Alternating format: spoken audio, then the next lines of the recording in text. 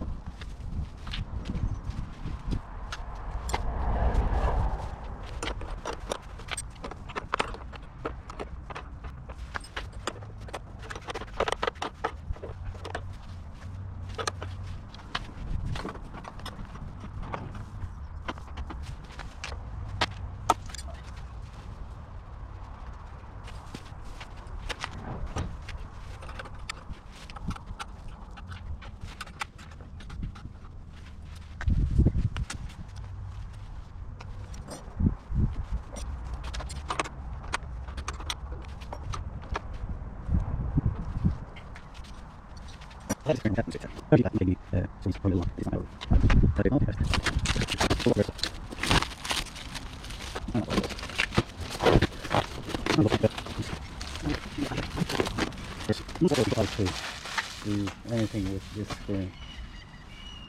So this is how it looks.